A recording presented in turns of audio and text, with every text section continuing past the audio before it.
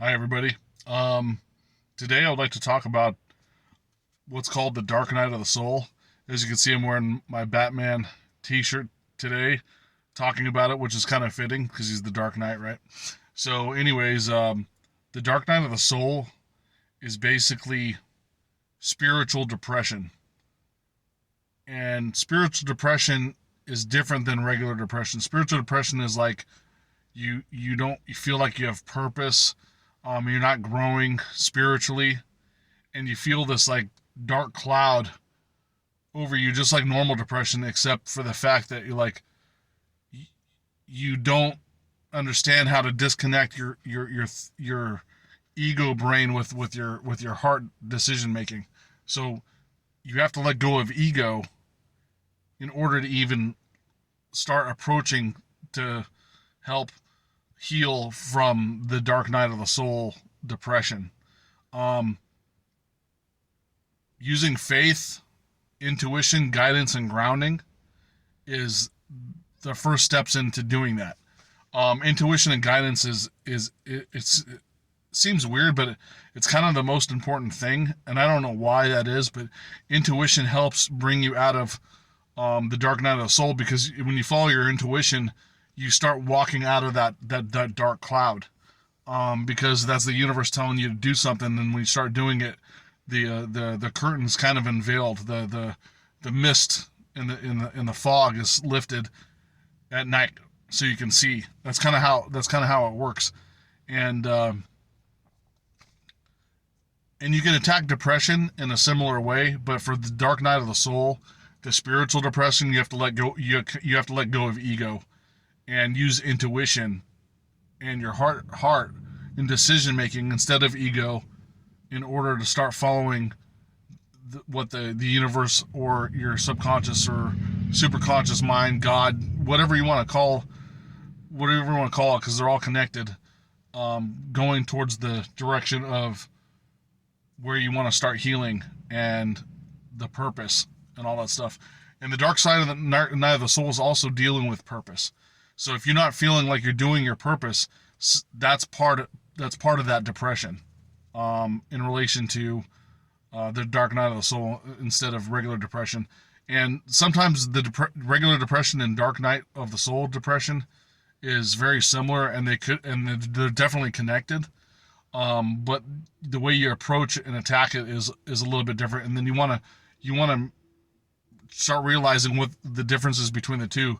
So you have to dig deep inside yourself, and those nights where you just feel like you're overburdened and the depression's kicking in and you don't feel like you can get out of it, start doing the practices for at least one of them.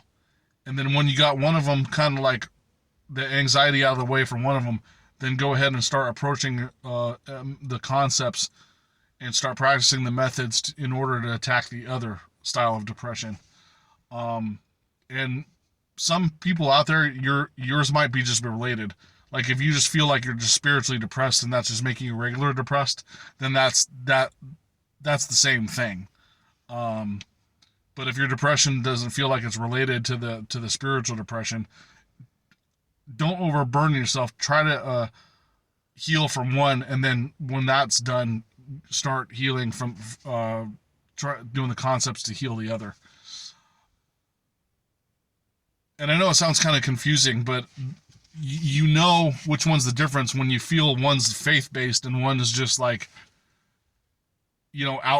outcome based, like depression, like, oh, I don't feel good because of my health. um and that's, or like vanity, that's ego depression instead of the dark night depression. And uh and the vanity and stuff is, once again, it is connected to the ego, so they are related in that sense. But you just want to know the difference between the two, so you know how to apply the concepts in order to heal from both of them. And it's hard to explain, but the stress and the anxiety will feel similar on both sides, but you have to figure out which one was based on ego and which one was based on spirituality. The ego side is like the vanity, the oh, I don't feel adequate because I don't have enough money. I don't think my wife thinks I make enough money, so in her mind, maybe I'm a piece of crap, and you're not feeling worthy, or the self-esteem is low. That is regular depression. The other depression is I don't feel like I'm connected to God, or what's my purpose in life. That is the dark night of the soul depression. And a lot of times they get muddled up in one big lump because you think depression just covers all bases. But if you basically segment it out, or partition the different groupings of it, then you can attack one at another in a systematic approach. And that way it's not confusing in your mind, like, oh, I know it's a spiritual one, so I'm going to work on the spiritual stuff, and then I'm going to work on my vanity or my self-esteem as time goes on. And all that stuff will, practicing the grounding, the meditations, the affirmations, all that stuff will help the ego and stuff. When you get to a certain spiritual level, your ego is going to kind of like go away. You're not going to be worried about what people think of you. You're not going to be worried about, oh, am I wearing the right color shirt today, or something very, very trivial. Materialism is so trivial compared to the soul attached to humanity's energy. In our society, we're big on vanity. Like, oh, you go out and you're dressed a certain way. Like someone's going out and wearing pajamas to Walmart or something. Like, that's so trivial, and it doesn't make any sense at all why you'd be worried about it. Why do you care about what somebody else wears? If you wanted to be treated a certain way, and the perception of society is going to treat you a certain way based on the way you dress and look, then dress nice.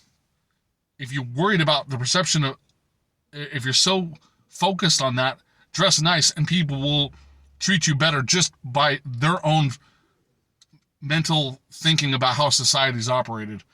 Because if you get that out of the way, it's actually more open to get them spiritually in tuned if you wanted to start telling them about spirituality.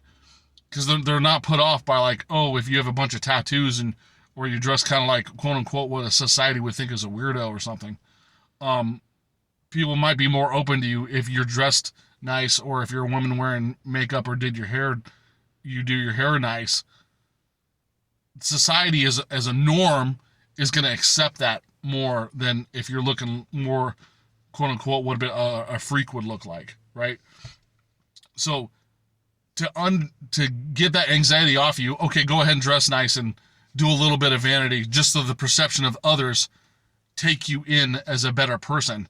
But deep down, when you look in the mirror, it's like, it doesn't matter how you dress, it doesn't matter what you look like, it doesn't matter how your hair is, because that's not, materialism is not what spirituality is about. But since our current society is thinking along those terms, dress that way just so the people can treat you better, and then that part of the anxiety is off. And then when you reach a higher vibration or whatever, you'll know what to do, and you're not worried about that stuff anymore. So,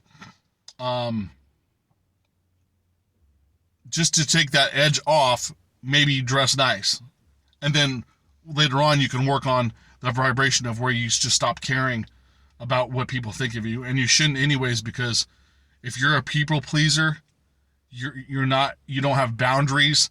That creates conflict in your vibration, and people start thinking of you in a certain way, and they're starting to project. It's called projecting their energy on you, and it'll make you feel a certain way. But if you have a high enough vibration where you can have like a defensive, invisible shield where their vibration's not affecting you as much, and your vibration actually like nullifies all of that, it's because you're not worried about what they think, and you're going more in tune with a higher vibration of what your soul in this spiritual experience is supposed to be like. I hope you understand what I said. If you want any clarity, maybe I'll do another video, because it's hard to explain the difference between the two depressions, like I said. But I hope I got across what I needed to say, and I hope you liked the video. And sorry you didn't have any scenery today. It's just that's what ended up happening with the video. And thanks for watching, and have a nice day.